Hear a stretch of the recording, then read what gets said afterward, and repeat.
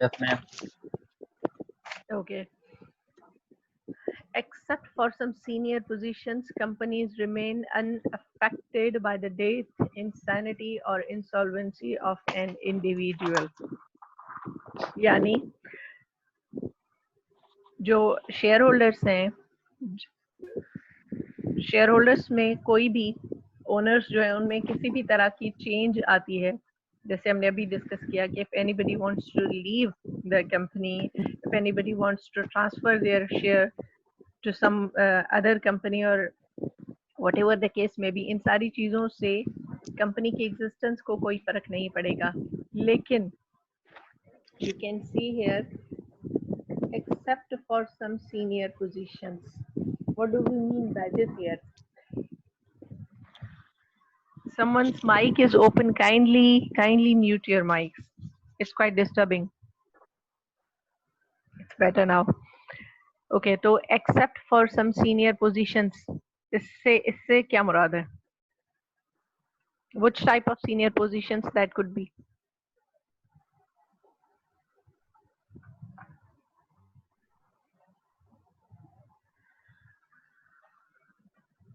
This means beta कि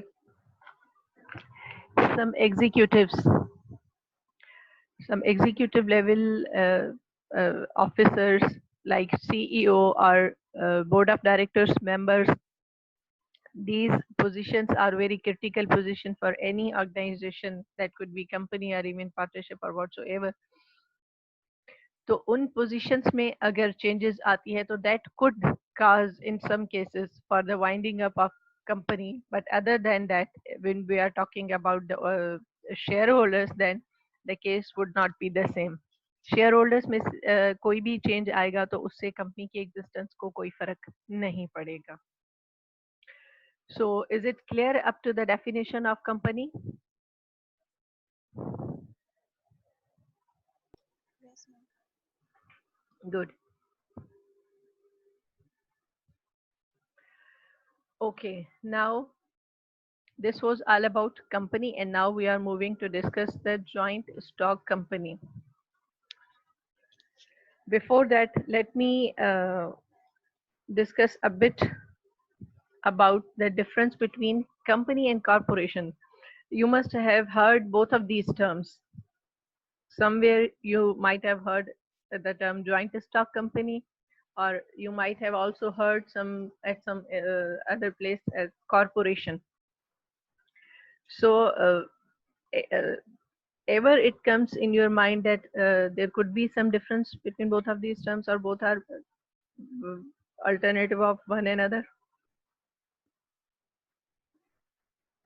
corporation और joint stock company में कोई फर्क है या दोनों एक ही लफ्ज के लिए इस्तेमाल होते हैं, मतलब एक ही चीज के दो अलग अलग नाम है? मैम दोनों एक ही नाम है. Okay great. तो दो क्यों अलग यूज कर रहे हैं? कहीं पे कॉर्पोरेशन किया जाता है, कहीं पे जॉइंट स्टॉक किया जाता है, क्यों?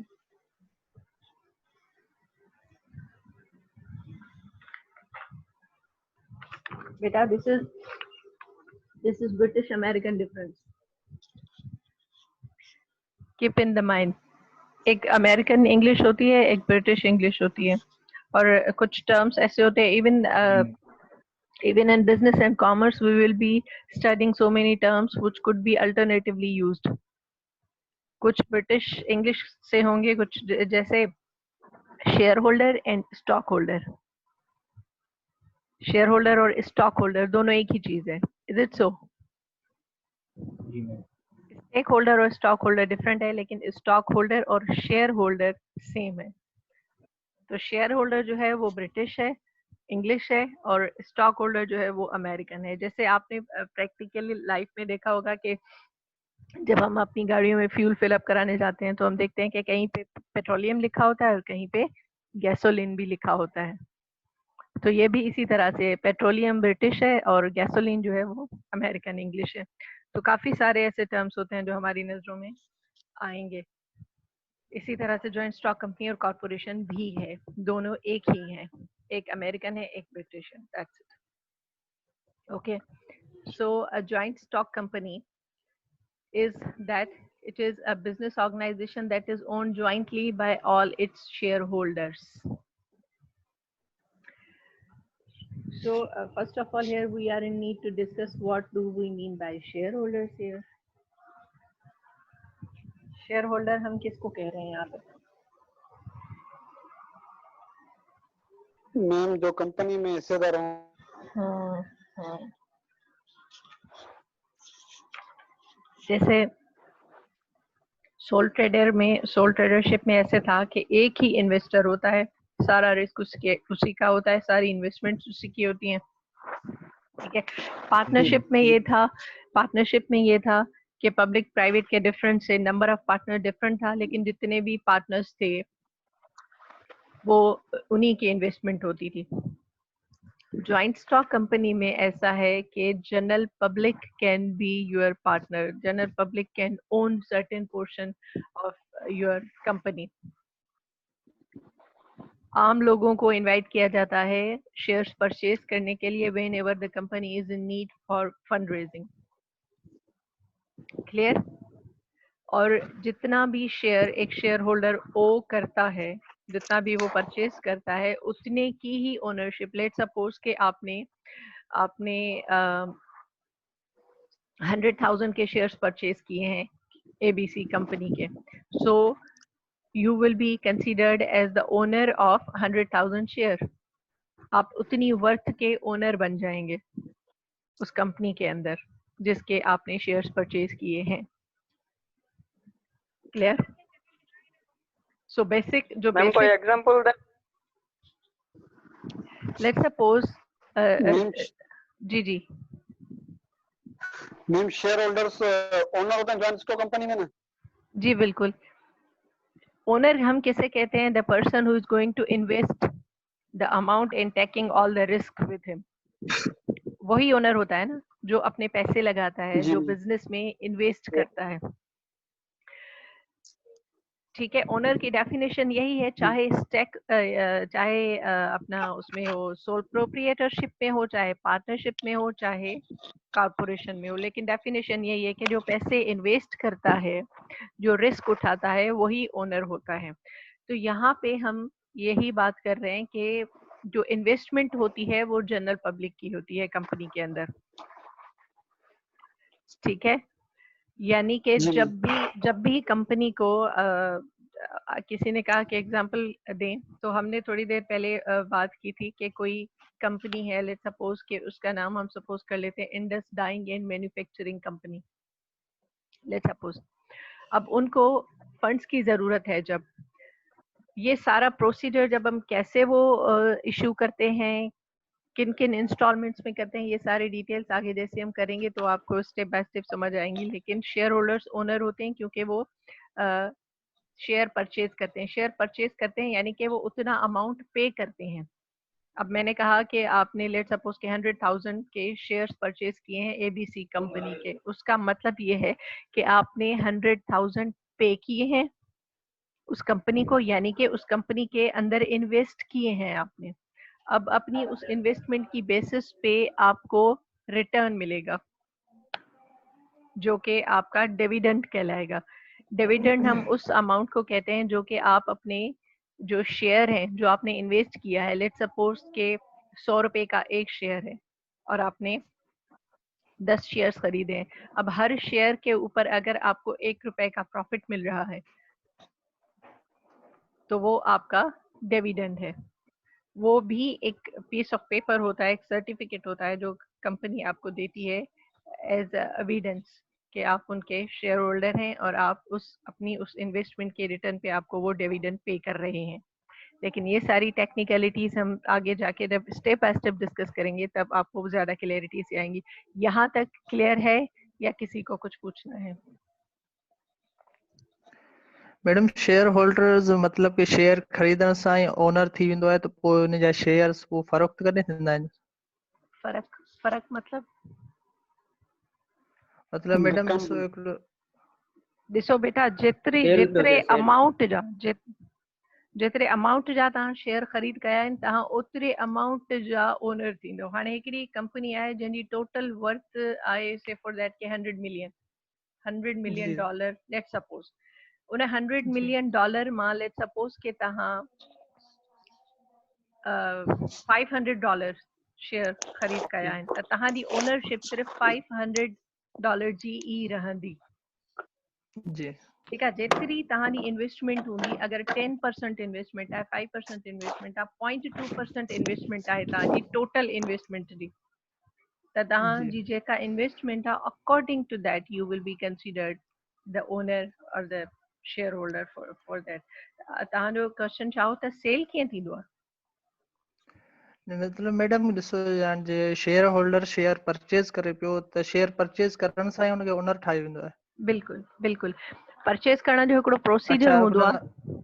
तव्हां जी स्टॉक एक्सचेंज जे थ्रू परचेस कंदा आहियो, तव्हां जी प्रॉपर डॉक्यूमेंटेशन थींदी आहे ऐं जॾहिं डॉक्यूमेंटेशन कंप्लीट थी वेंदी आहे त तव्हांखे हिकिड़ो पीस ऑफ पेपर ॾिनो वेंदो आहे जंहिं ते लिखियलु हूंदो आहे जी त XYZ पर्सन्स लाइक तव्हां चंदन आहियो। जी हेलो मोहम्मद ईसा। मोहम्मद ईसा, ठीक है। The Mohammad Isa has subscribed this or that amount of share for that corporation, this and that company or corporation. ठीक है। वो piece of paper तांगे मिली विंदो, that would be the evidence that you have actually purchased this particular amount or you have invested this particular amount in ABC company. वो जॾहिं तव्हांखे वो piece of paper यानी कि that certificate will be allocated to you, then you will become the owner of that company. जी Clear? Clear. Ma'am जी जी। ये वो जॉइंट स्टॉक कंपनी है, इनमें शेयर होल्डर जो तइदाद केतिरो हूंदो आहे? लिमिटेड हूंदा या अनलिमिटेड हूंदा? अनलिमिटेड हूंदो शेयर आहे होल्डर बेटा। केतिरा मतलब अनलिमिटेड? अनलिमिटेड हूंदो आहे, अनलिमिटेड हूंदो आहे। ठीक है। छो जो बार बार असां चऊं पिया त general public can subscribe your the number of share holders जेको आहे उहो अनलिमिटेड हूंदो आहे, पर number of shares that you are suppose to issue उहो लिमिटेड हूंदो आहे। ही जॾहिं असां फॉर्मेशन डिस्कस कंदासीं हींअर थोरी देरि में, तॾहिं तव्हां ॾिसंदव त जॾहिं कंपनी फॉर्म थींदी आहे न त उन वक़्तु जेका असांजी डॉक्यूमेंटेशन थींदी आहे उन में हर हिकु शइ क्लियर हूंदी आहे। इहो बि क्लियर हूंदो आहे त असांजो कैपिटल केतिरो हूंदो, उन मां असां केतिरो कैपिटल इशू करे सघूं था, मैक्सिमम केतिरा नंबर ऑफ शेयर्स असां जनरल पब्लिक खे ऑफर करे सघूं था। इहे सभई शयूं जेके आहिनि उहे at the time of commencement of company clear थियल हूंदियूं आहिनि। ठीकु आहे। नंबर ऑफ शेयर्स केतिरो करे सघो था। हाणे शेयर होल्डर्स केतिरा थियनि था? लेट्स सपोज कि तव्हांखे 10,000 शेयर्स तव्हां इशू करे सघो था maximum. What if that 10,000 number of 10,000 shares has been subscribed by a single person? That could be the case. Are you getting me? Yes, ma'am. At the time of commencement, you decide थियो आहे त तव्हां जेको number of shares issue कंदव उहो 10,000 हूंदो। सिर्फ़ु 10,000 number of shares तव्हां इशू करे सघो था। ठीकु आहे। जेकॾहिं उहे 10,000 शेयर्स तव्हांजा हिकिड़ो माण्हू या का हिकिड़ी कंपनी परचेस करे थी, that could be the even case. थी सघे थो न ईअं, पर थी सघे थो त हिकु शेयर हिकु माण्हू ख़रीद करे ऐं तव्हांजा 10,000 शेयर्स 10,000 माण्हू ख़रीद कनि, इहो बि थी सघे थो। ठीकु आहे। त नंबर ऑफ शेयर्स वेरी कंदो। हिकु माण्हू तव्हांजा कंहिं माण्हू तव्हांजा 2 शेयर परचेस कया, कंहिं 100 कयो, कंहिं 500 कया, like that. The number of shareholders vary करे सघे थो। हालात पॉलिटिकली सिक्योरिटी वाइज या ॿियनि शयुनि जे करे जॾहिं हालात मुल्क जा डिस्टर्ब हूंदा आहिनि, इकोनॉमी डिस्टर्ब हूंदी आहे, त उतां जो जेके बिज़नेसिस आहिनि उन्हनि जा शेयर्स डीवैल्यू थी वेंदा आहिनि। ऐं सिमिलरली जॾहिं इकोनॉमिक कंडीशंस बहितर थींदियूं आहिनि त शेयर्स जी वैल्यू इंक्रीज थी वेंदी आहे। त हिकिड़ो आम जेको इन्वेस्टर्स आहे उनजो जेको पर्सपेक्टिव हूंदो आहे शेयर परचेस करण जो या कंपनी में इन्वेस्ट करण जो, उहो इहो हूंदो आहे त उहो पंहिंजो अमाउंट इन्वेस्ट करे जंहिं ते हू प्रॉफिट कमाए सघे। त हू शेयर्स नॉर्मली होल्ड करे परचेस करे होल्ड कंदा आहिनि for a certain period of time ऐं वेट कंदा आहिनि। जॾहिं हुननि जी वैल्यू इंक्रीज थींदी आहे त पोइ मे बी उहो सेल बि करे सघनि था, उन्हनि खे ट्रांसफर बि करे सघनि था, या वरी उहो फर्दर उन्हनि खे होल्ड कनि था कि if they want to remain the partner of that company तो वो उनकी होल्ड करना for a longer period of time. जी के क्लेम है वो सिर्फ उस अमाउंट तक होंगे, उस पोर्शन तक होंगे जितने की हमने इन्वेस्टमेंट की है. ठीक है, Yes, clear. Okay. The Yes, ma'am. next difference is shares transfer. ठीक है, अगेन आपको याद होगा पार्टनरशिप के अंदर हमने ये डिस्कस किया था, क्योंकि शेयर सिर्फ पार्टनरशिप के अंदर आएगा. अगर सोल ट्रेडरशिप पे जाएंगे तो वहाँ पे तो शेयर्स की बात ही नहीं है. There is a single player, एक ही इन्वेस्टर्स है. तो पार्टनरशिप में जब कोई भी इंडिविजुअल, कोई भी पार्टनर अपना शेयर ट्रांसफर करना चाहता है, तो जो एग्जिस्टिंग फर्म है वो हो जाएगी डिसॉल्व. ठीक है, पार्टनरशिप के अंदर एक माइनर भी अगर चेंज आता है उसकी कंपोजिशन में, तो जो एग्जिस्टिंग फर्म है वो डिसॉल्व होनी है और फिर एक नई फर्म फॉर्म होनी है अगर वो पार्टनर्स कैरी ऑन करना चाहते हैं अपने बिजनेस को. तो लेकिन the thing which is different over here in case of joint stock company is that the shares are conveniently transferable here. ठीक है, जैसे हमने स्टॉक एक्सचेंज को डिस्कस किया कि आप स्टॉक एक्सचेंज के थ्रू बड़ा कन्वीनियंटली, बड़े मजे के साथ अपने शेयर्स ट्रांसफर कर सकते हैं, ट्रेड कर सकते हैं. आपने 500 शेयर परचेज किए हैं, आपको पैसों की जरूरत है, आपने आधे शेयर्स वापस बेच दिए यानी कि कोई XYZ किसी और ने खरीद दिए आपसे थ्रू स्टॉक एक्सचेंज. ठीक है, तो इससे कंपनी की एग्जिस्टेंस पे कोई फर्क नहीं पड़ेगा. पार्टनरशिप के अंदर क्या हो रहा था कि ऐसी एक्टिविटी करने से हमारी फर्म डिसॉल्व हो रही थी, खत्म हो रही थी. लेकिन यहाँ पे in case of joint stock company shares transfer होते रहते हैं, परचेज होते रहते हैं, उससे उसकी कंपनी की एग्जिस्टेंस पे कोई फर्क नहीं आता. So the last point of difference is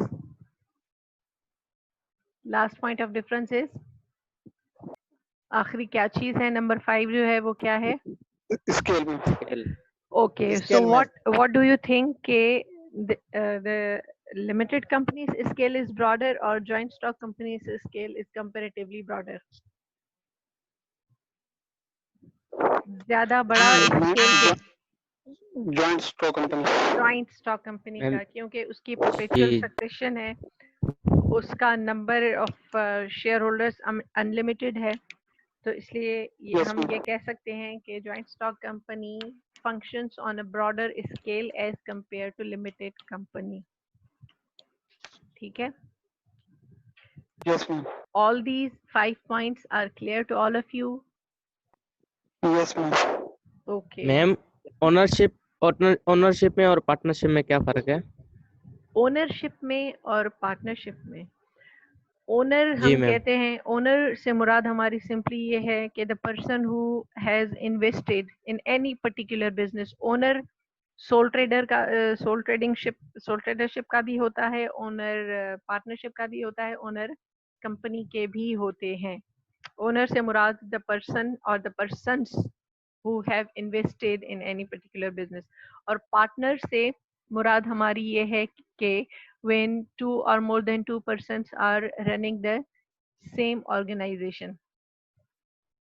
ठीक है, अब देखें, जॉइंट स्टॉक कंपनी में बहुत सारे इन्वेस्टर्स होते हैं, बहुत सारे ओनर्स होते हैं, लेकिन they are not having the relationship of partner with one and other. वो एक दूसरे के साथ आपस में पार्टनर्स का रिलेशनशिप उनका नहीं होता है. They are simply investors.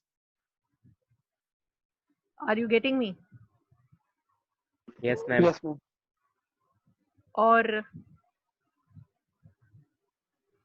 Partnership में जो है वो जितने भी पार्टनर्स हैं, all are accountable to one and other.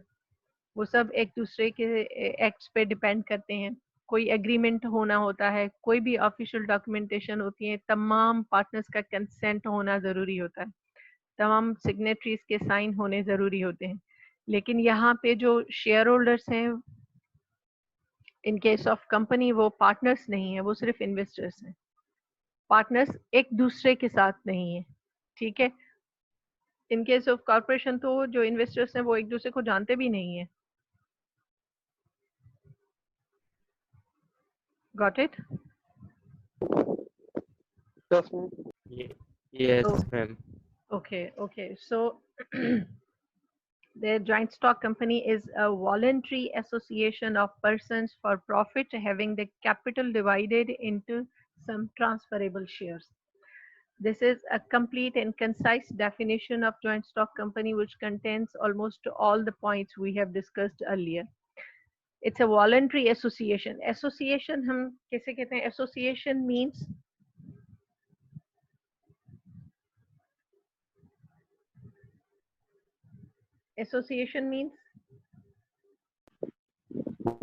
organization of individuals. Different individuals की organization है जो कि voluntary basis पे है, यानी कि there is no any force from either side. कोई भी इन्वेस्टर्स को फोर्स नहीं करता कि आप ये शेयर परचेज करें या ये ट्रांजैक्शन करें. ये एक वॉलंटरी एसोसिएशन है. जो भी इन्वेस्ट करना चाहता है, जो अपनी सेविंग्स को इन्वेस्टमेंट में कन्वर्ट करना चाहता है, वो विलिंगली वॉलंटरीली आता है इस ओनरशिप में. फॉर प्रॉफिट ऑब्वियसली इन्वेस्टमेंट हम किस लिए करते हैं? मैम इन्वेस्टमेंट इस वजह से करते हैं जो हमारे को कोई प्रॉफिट भी हो. जी बिल्कुल. अपनी इन्वेस्टमेंट के बेसिस पे हम कुछ प्रॉफिट जनरेट करना चाहते हैं जिसकी वजह से हम ये सब कुछ करते हैं. Having the capital means investment. ठीक है, यानी कि जो टोटल इन्वेस्टमेंट है, जो टोटल कैपिटल है जॉइंट स्टॉक कंपनी का, that which is divided into some transferable shares. जो टोटल कैपिटल है वो डिवाइड किया गया है उन तमाम शेयर्स में. जैसे थोड़ी देर पहले हमने बात की कि we are supposing that there is a company whose issued capital is say that 1000 number of shares. 1000 number of shares उन्होंने इशू करते हैं और हर शेयर की वैल्यू है 500 रुपीज. तो ये उनका टोटल कैपिटल है which is divided into some transferable shares. And transferable means के which can be conveniently traded. आप खरीद सकते हो, बेच सकते हो. By the law, under the law. Joint stock company की एक कानूनी हैसियत होती है और सर्टेन लीगल फॉर्मेलिटीज के बाद ही एक जॉइंट स्टॉक कंपनी फॉर्म होती है, बनती है.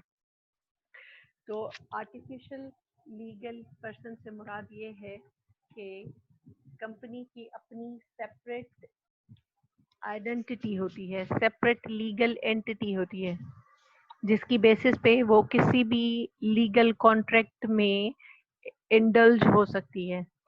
यानी कंपनी के नाम पे कोई कॉन्ट्रैक्ट भी किया जा सकता है, कंपनी के नाम पे कोई प्रॉपर्टी परचेज भी की जा सकती है, कंपनी किसी को सू कर सकती है, कंपनी को कोई सू कर सकता है.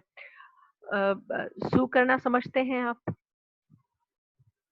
जी मैम. नहीं सू मैम. मींस यस, सू करना मीन्स जी बेटा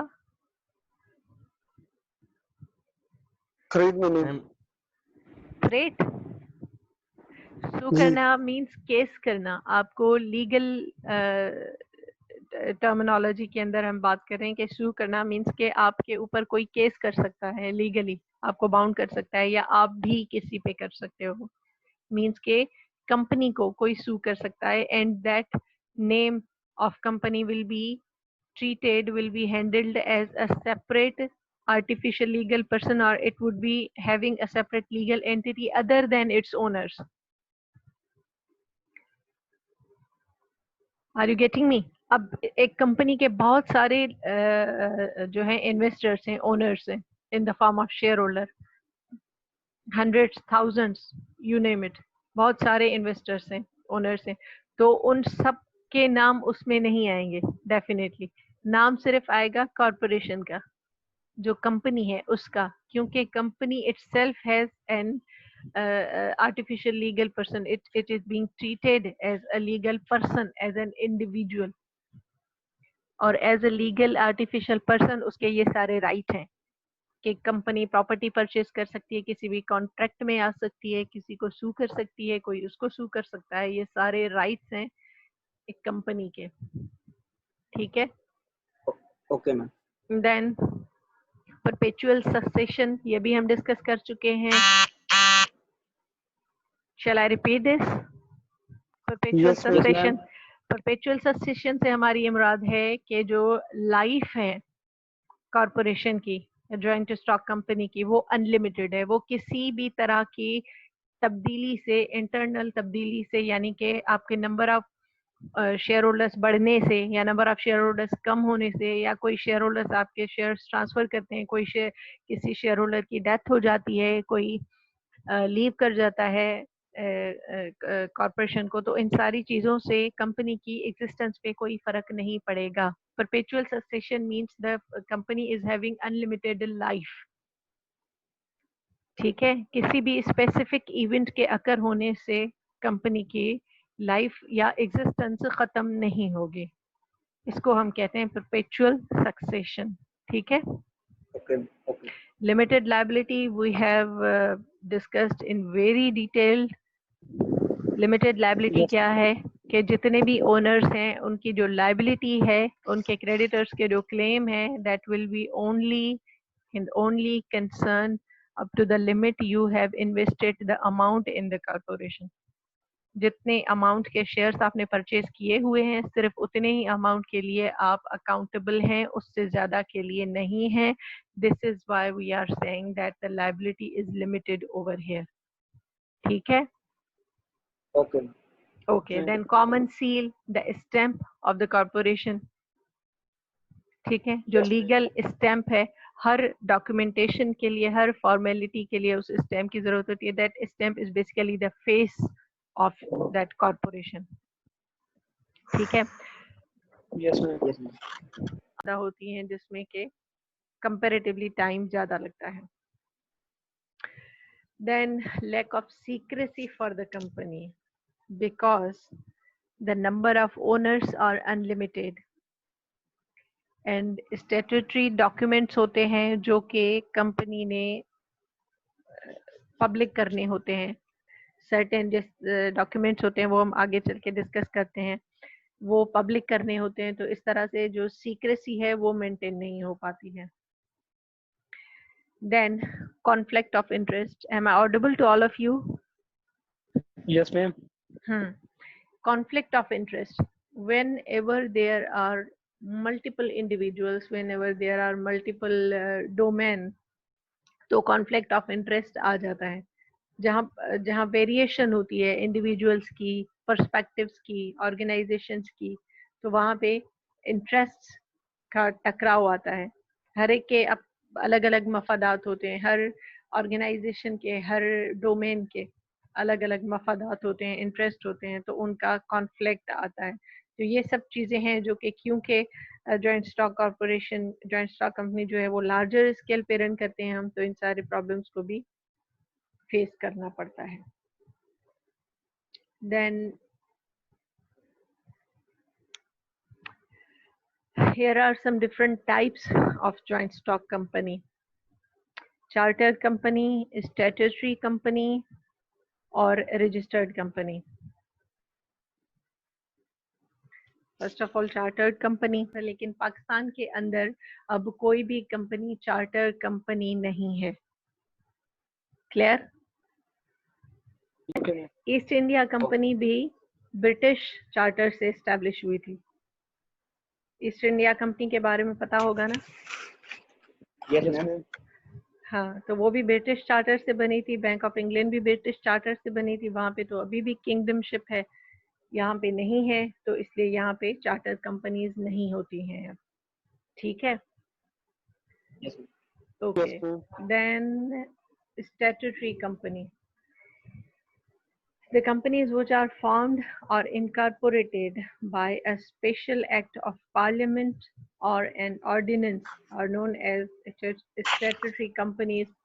The State Bank of Pakistan, the National Bank of Pakistan, Pakistan Industrial and Credit Investment Corporation, WABDA, and जो भी public sector organizations हैं are the example of such companies.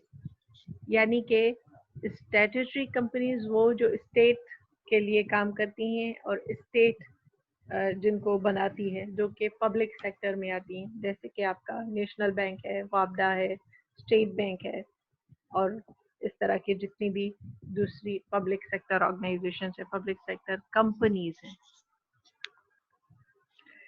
Got it? Yes ma'am. Yes, ma'am. State form करता है इसलिए इन्हें statutory कहा जाता है।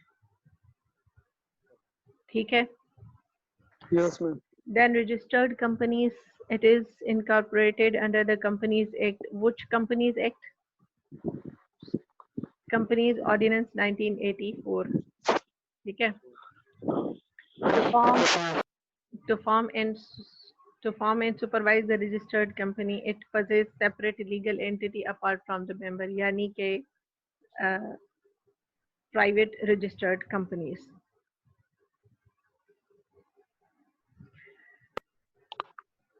Have a look of this chart. अब registered company के अंदर 3 different types आ जाते हैं: unlimited company, limited company, limited by guarantee and limited by shares. ठीक है। Yes, ma'am. Now back to same slide.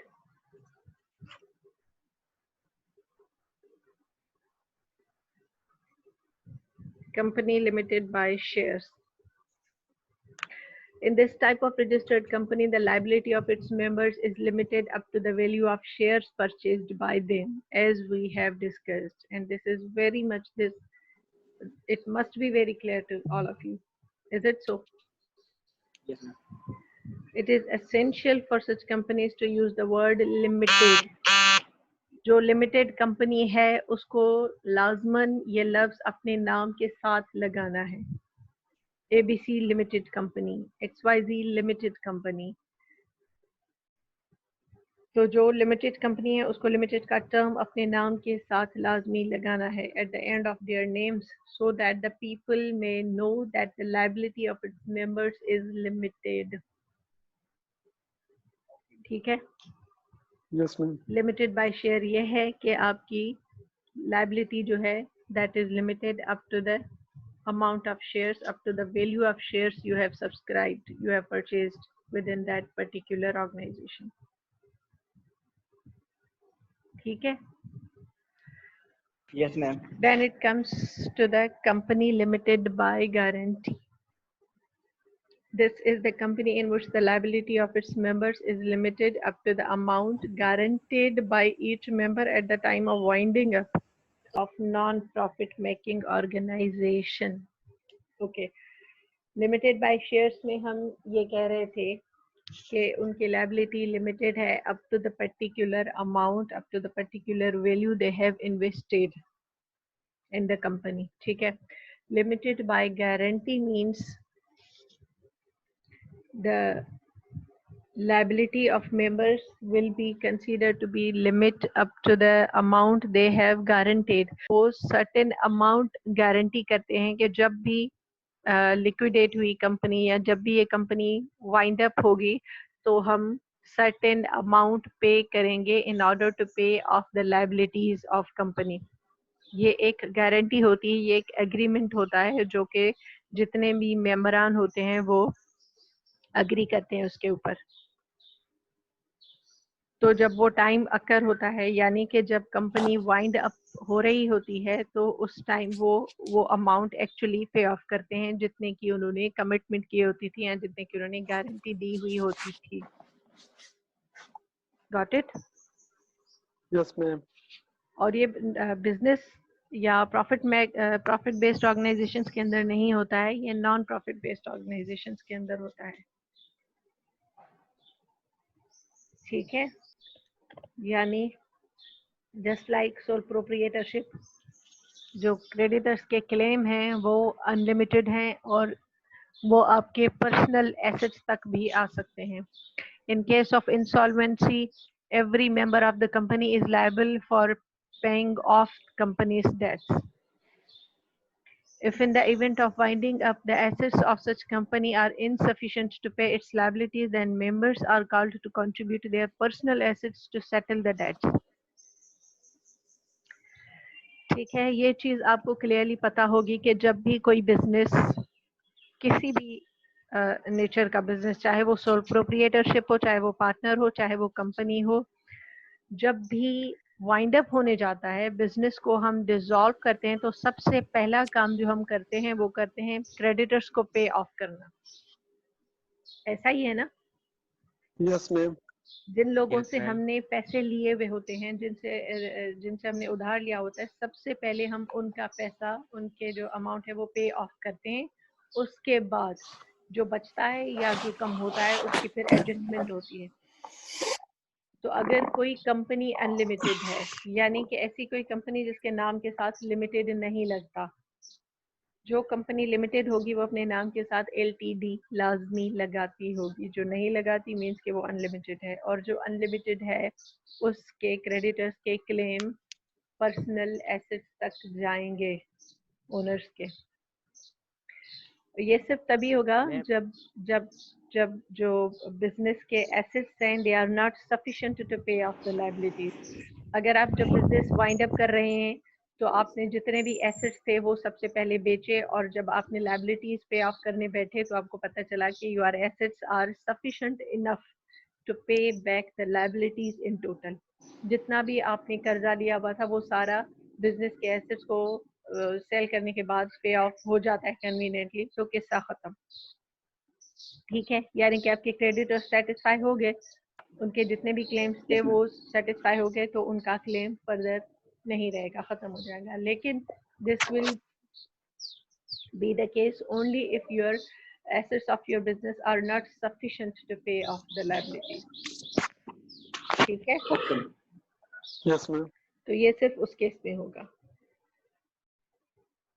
Okay, of company, chartered company, statutory company, registered company, ये हमने discuss किया। Registered company के अंदर फिर हम आए तो unlimited company, limited by guarantee, limited by shares. Then limited by shares में अगेन हमारे पास दो वेरिएशंस हैं, public limited company and private limited company. ठीक है,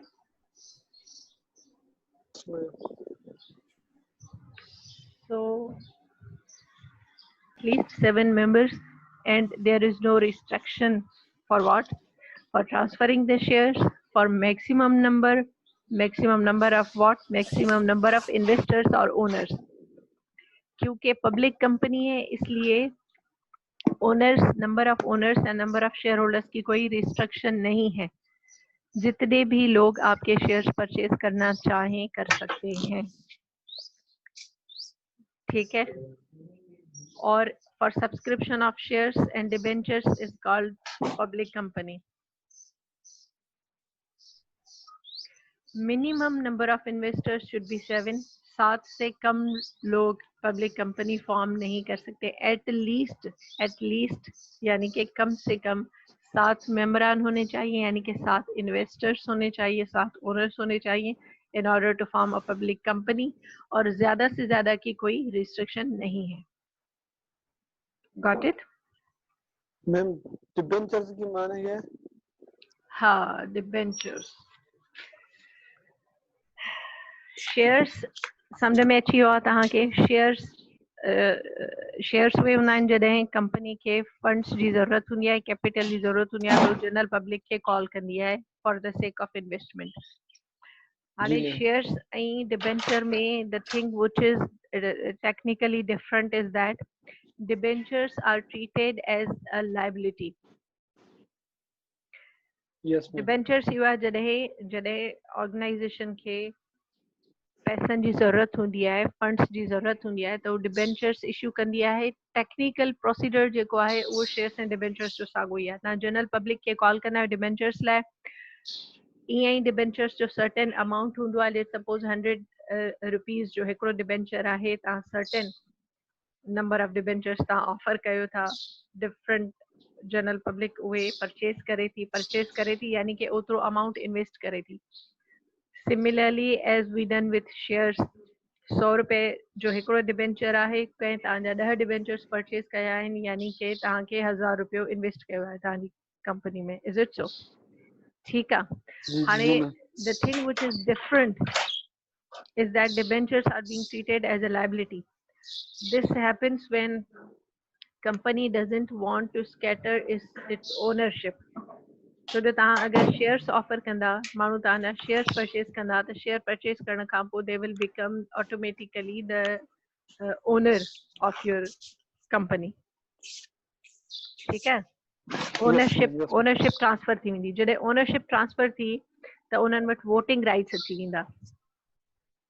ठीक है, कंपनी जे अंदर जेतिरा बि ओनर्स हूंदा आहिनि दे डू हैव, जेतिरा माना शेयर होल्डर्स हूंदा आहिनि they do have the voting rights. General body meeting थींदी आहे हर कंपनी जी एटलीस्ट साल में हिकु दफ़ो, ऐं उन मीटिंग में हर ओनर यानी कि हर शेयर होल्डर जेको हूंदो आहे they can participate in that general body meeting. Her share holder उते अची सघे थो, उन में पार्टिसिपेट करे सघे थो, उन वटि वोटिंग राइट्स हूंदा आहिनि.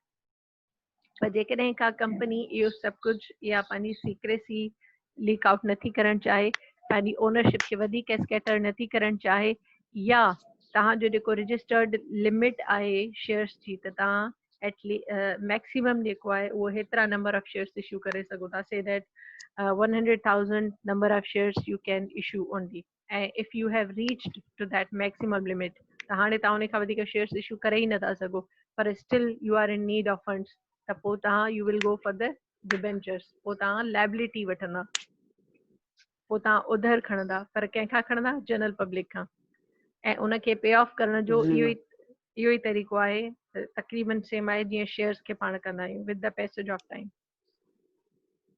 ठीक है, debentures are basically the liability and the holding company कि जिसके पास 50% से ज्यादा शेयर हैं तो डिसीजन मेकिंग पावर्स, राइट्स और डायरेक्टर्स जो हैं वो उसके पास जाएंगे, उसका डिसीजन चलेगा, उसके अथॉरिटीज चलेंगी, उसका पावर चलेगा, क्योंकि he is owner of more than 50% rights. That could be either 51, that could be even 99 too. ठीक है, किसी के पास 1% भी हो सकता है और सामने वाले के पास 99 भी हो सकता है. तो that could be even the case of holding and subsidiary company. ठीक है जी ma'am. Okay. Then subsidiary simply the opponent of the first one. जैसे हमने होल्डिंग कंपनी डिस्कस किया तो उसका जो रिमेनिंग पार्ट था वो सब्सिडायरी है कि जिसके पास 50% से कम शेयर्स होंगे वो सब्सिडायरी कंपनी होगी. The company which operates in business under the control of another company, and that another company is which company? The company or the individual who is having more than 50% of your share. ठीक है, जी ma'am. ठीक है. So formation of board of director is controlled by another company, means that holding company. The other company controls more than half of the voting rights of that company. Voting rights भी more than 50% उसी के पास होंगे जिसके पास more than 50% shares हैं या ownership है. ठीक है, that another company owns more than 50% share capital of that company.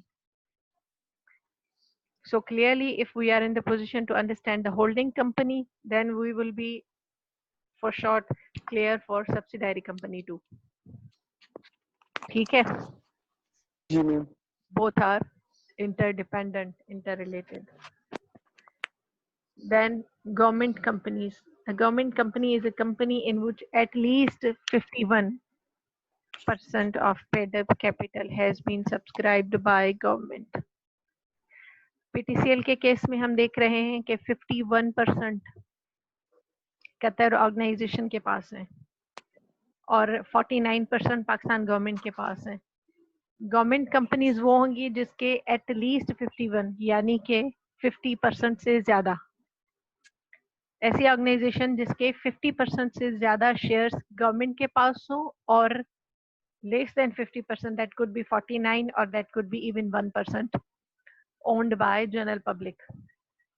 तो जो ज्यादा पोर्शन ऑफ शेयर हैं वो गवर्नमेंट के पास है और जो कम नंबर ऑफ शेयर्स हैं वो प्राइवेट इंडिविजुअल्स के पास हैं, तो वो गवर्नमेंट कंपनी कहलाएगी. क्लियर? Yes ma'am. मैम समझा नहीं. बेटा जिस तरह हमने होल्डिंग और सब्सिडायरी कंपनी को डिस्कस किया वो आपको क्लियर हुआ? होल्डिंग कंपनी, और जिसकी ऑब्वियसली जब हम कह रहे हैं कि इसकी 50% से ज्यादा है तो सामने वाले की 50% से कम होगी, यानी कि ज्यादा से ज्यादा भी उसकी 49 होगी। Are you getting me? Yes, ma'am. Yes ma'am. 50% से ज्यादा यानी कम से कम 51%, और 50% से कम यानी ज्यादा से ज्यादा 49। ये बात समझ आ रही है आपको? Yes ma'am. तो जिसके कम पैसे लगे हुए हैं वो सब्सिडायरी है। सब्सिडायरी है यानी कि वो सेकेंडरी है, उसके डिसीजंस, उसका कंट्रोल कम रहेगा, और जिसके ज्यादा पैसे लगाए हुए हैं, जिसके पास कंट्रोल है, उसके डिसीजन, उसकी होल्डिंग पोजीशन उसकी ज्यादा रहेगी। ठीक है, अब मुझे ये बताएं कि होल्डिंग और सब्सिडायरी क्लियर हुआ आपको? ठीक है, तो इसी डिस्क्रिप्शन को नज़र में रखते हुए हमने पीटीसीएल के एग्जांपल को डिस्कस किया था, क्योंकि उसके 49% राइट्स जो है वो पाकिस्तान गवर्नमेंट के पास हैं, और जो 51 है वो किसी कतर बेस्ड कंपनी के पास हैं। तो वो जो कतर बेस्ड कंपनी है वो होल्डिंग हो गई, यानी कि उसके डिसीजंस और उसके पावर्स, उसकी अथॉरिटी ज़्यादा चलती है। ठीक है, इसी चीज को, इसी क्लैरिटी को जहन में रखते हुए ये हम गवर्नमेंट कंपनीज को डिस्क्राइब करें कि गवर्नमेंट कंपनीज वो होंगी जिनके जो ओनरशिप है वो 50% से ज्यादा गवर्नमेंट के पास हो, हुकूमत के पास हो।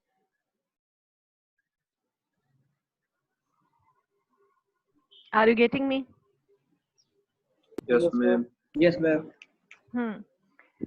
तो 49 या उससे कम कितनी भी हो सकती है, टिल 1% भी हो सकती है, वो प्राइवेट इंडिविजुअल्स के पास हो, और 51 या उससे ज्यादा जो है वो हुकूमत के पास हो, किसी भी कंट्री के गवर्नमेंट के पास हो, तो फिर वो कंपनी गवर्नमेंट कंपनी कहलाएगी, क्योंकि मेजॉरिटी ओनरशिप जो है वो मेजर ओनरशिप गवर्नमेंट के पास, हुकूमत के पास है, तो फिर कंट्रोल्स और डिसीजंस जो हैं वो गवर्नमेंट के चलेंगे, इसलिए उस कंपनी को गवर्नमेंट कंपनी कहा जाएगा। क्लियर?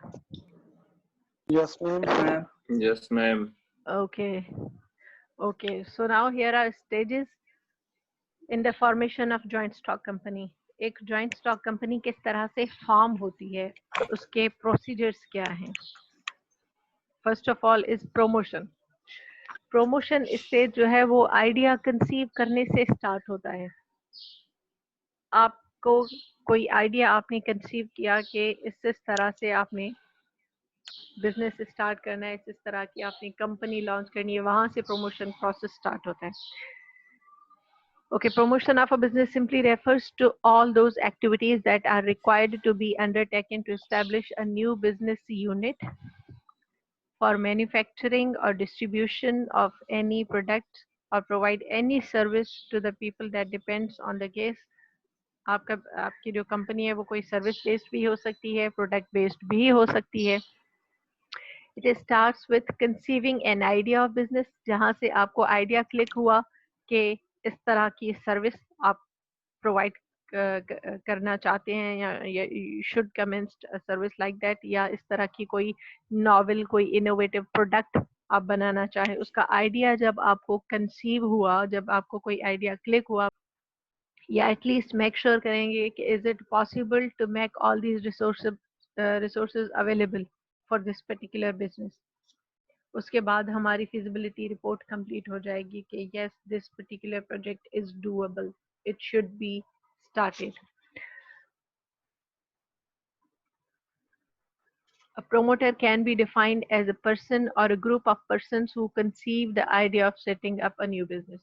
जाहिर है promotion start होता है आइडिया कंसीव करने से, और फिर feasibility और practical aspects उस business के या उस service और product के देखने के बाद, तो promoter is the person, is the one who is supposed to perform all these duties.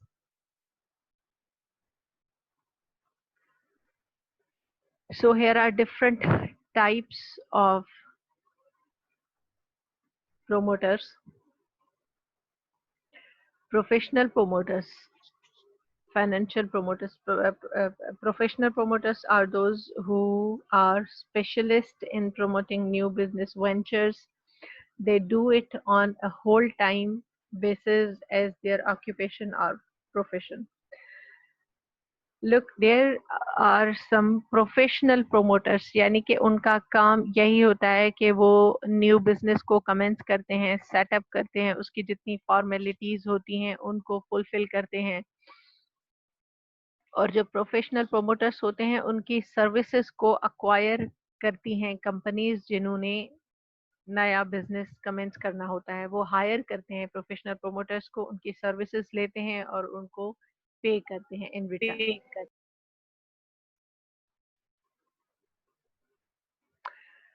Then financial promoters. This type of promoters are those based on promoters float companies only during favorable conditions in the securities market like a stock exchange. They have the financial capacity and look forward to opportunities for new investment. Am I audible to all of you? Yes, ma'am.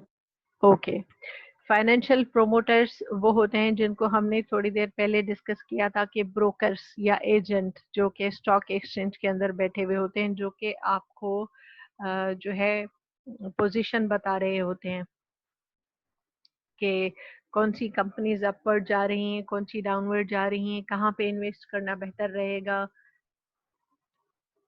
किस तरह की financial securities के अंदर आपको invest करना चाहिए, किस में नहीं करना चाहिए, ये सारी अपडेट जो आपको देते हैं वो फाइनेंशियल प्रोमोटर्स होते हैं। उनका पर्टिकुलरली कंसर्न होता है फाइनेंशियल सिक्योरिटीज के साथ, right? Yes, ma'am. Okay. Then technical promoters. These promoters are technical experts in different fields. They make use of their specialized knowledge, experience, and training in promoting new business. जब आप एक नई organisation, नई company, नया business establish करने जा रहे हैं तो there are so many different aspects, technical aspects, financial aspects, market aspects, जो सब आपको देखने होते हैं और जिनमें आपको एक्सपर्ट एडवाइस की ज़रूरत होती है। तो आप स्टेप बाय स्टेप इन सब जो एक्सपर्ट्स हैं रिलेटेड टू देयर फील्ड, उन सबको आप हायर करते हैं, उनकी सर्विसेज लेते हैं। अब जैसे पीछे हमने डिस्कस किया फाइनेंशियल प्रोमोटर्स, तो इनसे हम फाइनेंशियल एक्सपर्टाइज इनकी जो है उनको हम यूज़ करते हैं, इनके एक्सपर्ट स्किल्स को यूज़ करते हैं और फाइनेंशियल एडवाइसेस इनसे लेते हैं। At the same time technical promoters या टेक्निकल एक्सपर्ट्स जो हैं वो डिफरेंट फील्ड्स के एक्सपर्ट्स होते हैं। कोई मार्केट एक्सपर्ट है, कोई अकाउंटिंग एक्सपर्ट है, कोई लीगल एक्सपर्ट है जो कि हमें बिजनेस फॉर्मेशन के या कंपनी फॉर्मेशन के जो लीगल एस्पेक्ट्स हैं उनमें हमें गाइड करेगा, हमें हेल्प आउट करेगा, हम उसकी सर्विसेज लेंगे और definitely in return of that हम उन्हें पे करेंगे। तो this is what we are basically purchasing और using their experience, their knowledge, their expertise. जो स्किल्स उनके पास हैं वो हम उनसे उन स्किल्स की वैल्यू को हम खरीद रहे हैं या यूज कर रहे हैं और उनको इनके अगेंस्ट पे करेंगे, उनकी सर्विसेज यूज करेंगे हम। Then entrepreneur promoters, they are the people who conceive new idea of business, take necessary steps to set up the business unit and to give it a shape and ultimately control and manage. वो risk भी लेगा, risk for taking a decision, either that decision is going to be fruitful or not. अगर वो काम कर जाता है तो ठीक है, well and good. अगर नहीं करता तो उसके जो consequences आते हैं that will also be associated with that person who is taking the risk or who is taking that decision.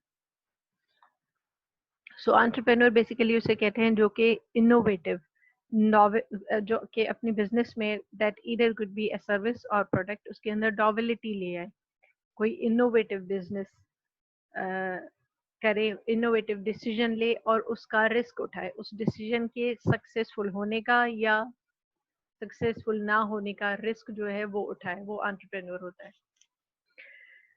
So entrepreneur promoters are those who conceive the new idea of business, entirely new idea that could work or that may not work. Take necessary step to set up the business units. उस idea को, उस business unit को commence करने के लिए जो भी necessary step होंगे वो करेंगे. एंड चीज़ों को डूएबल करके मैनेज करके उनको एक रनिंग फॉर्म में लेकर आएंगे. Entrepreneur promoters. देन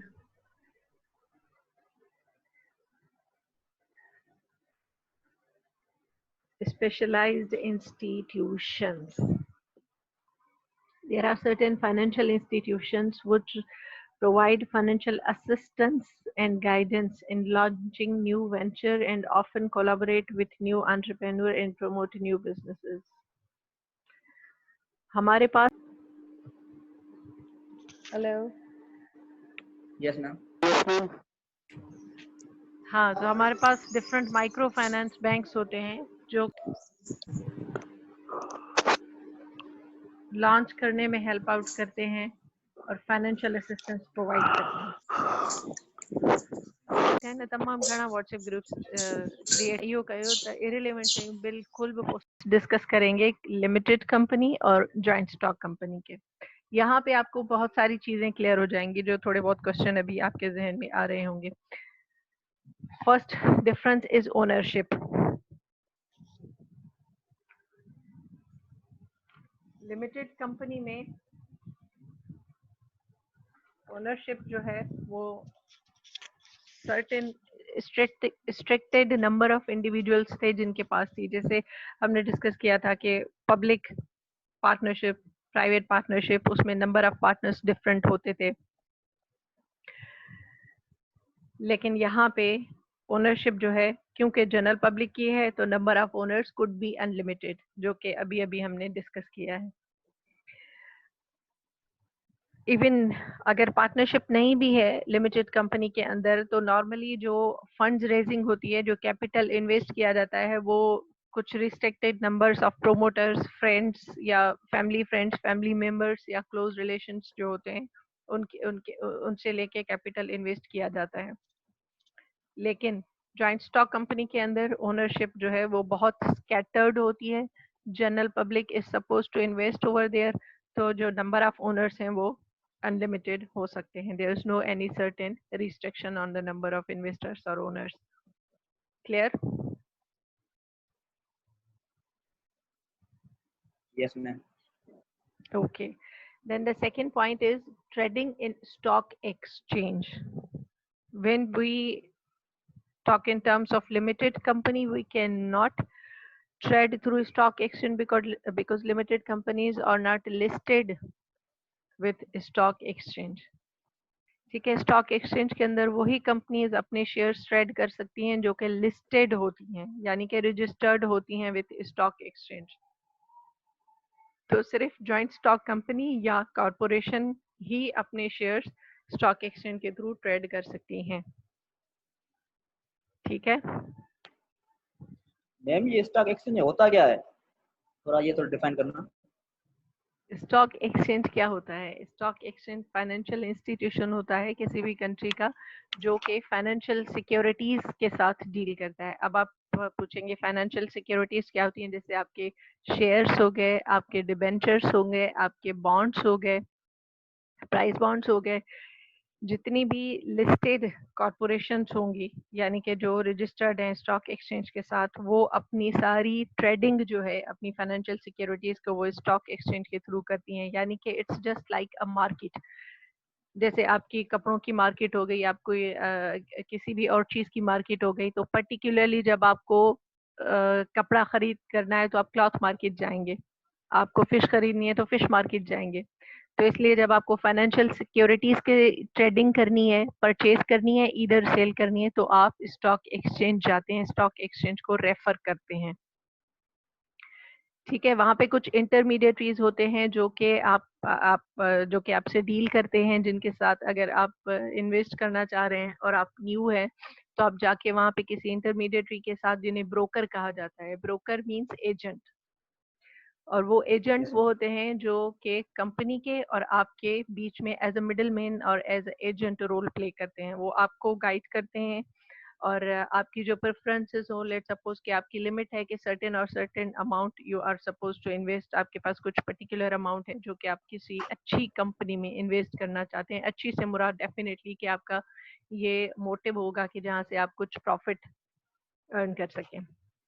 तो आप डिस्कस करेंगे Okay. उस ब्रोकर से, और उस ब्रोकर के पास जो भी ऑप्शंस अवेलेबल होंगे, यानी कि जितनी भी ऐसी कंपनीज होंगी जो उस वक्त अपने शेयर्स ऑफर कर रही हैं, वो सब आपको ब्रीफ करेगा, आपसे आपकी रिक्वायरमेंट पूछेगा और फिर अपने पास जो अवेलेबल ऑप्शंस हैं वो बताएगा। फिर अकॉर्डिंगली अगर आपको डील, आपके बात समझ आती है तो आपके बीच डील हो जाएगी और आप किसी भी पर्टिकुलर कंपनी के अंदर इन्वेस्ट करने के लिए राजी हो जाओगे।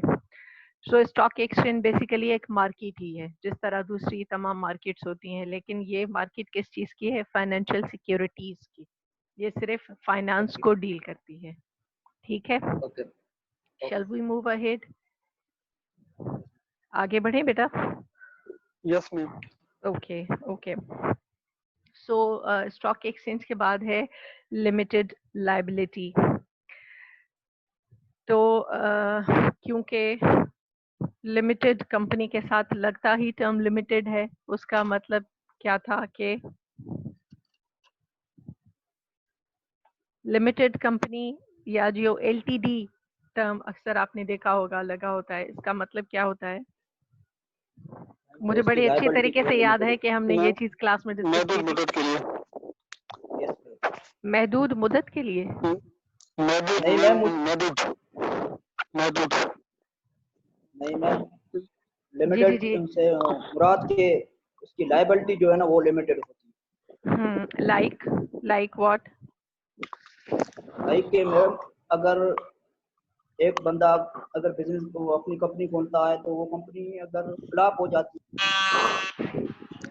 बेटा जो बात कर रहा है सिर्फ नहीं, उसका माइक ऑन हो, माइक ऑन और ऑफ करने में 1 सेकंड लगता है, तो ये चीजें काइंडली ध्यान में रखें। देखें अब डिस्ट्रक्शन हो रही है तो सबको इरिटेशन हो रही है, बात करने वाला बोल नहीं पा रहा और सुनने वाला समझ नहीं पा रहा, तो म्यूट और अनम्यूट करने में 1 सेकंड लगता है। जब मैं कुछ पूछ रही हूँ तो जो जो जवाब देना चाह रहे हैं वो सिंपली उस सेकंड में अपना माइक अनम्यूट करें, अपनी बात करें, and then again go for muting your mic please. ठीक है, मैम उसकी सर्विसेज लिमिटेड होती है। सर्विसेज लिमिटेड होती हैं, जी लायबिलिटी मैम। लिमिटेड होती है, एंड जी someone ma'am. Said that for limited time period ये होता है। ठीक है जी मैम। ठीक है ठीक है। यहाँ पे जो हम बात कर रहे हैं वो लिमिटेड लायबिलिटी है। ठीक है, पर्टिकुलरली लिमिटेड लायबिलिटी। तो लिमिटेड लायबिलिटी से हमारी ये मुराद है, कुछ याद है क्या हमने डिस्कस किया था? लिमिटेड लायबिलिटी क्या होती है? Limited up to what extent? महदूद मुद्दत के लिए कर्जा। ओके, मतलब time period in terms of time frame. जी मैम। अच्छा ठीक है, ये है लिमिटेड लायबिलिटी के। लिमिटेड लायबिलिटी से मुराद ये है कि आप के जो आपके क्रेडिटर्स के जो क्लेम हैं वो लिमिटेड होंगे अप टू योर इन्वेस्टमेंट।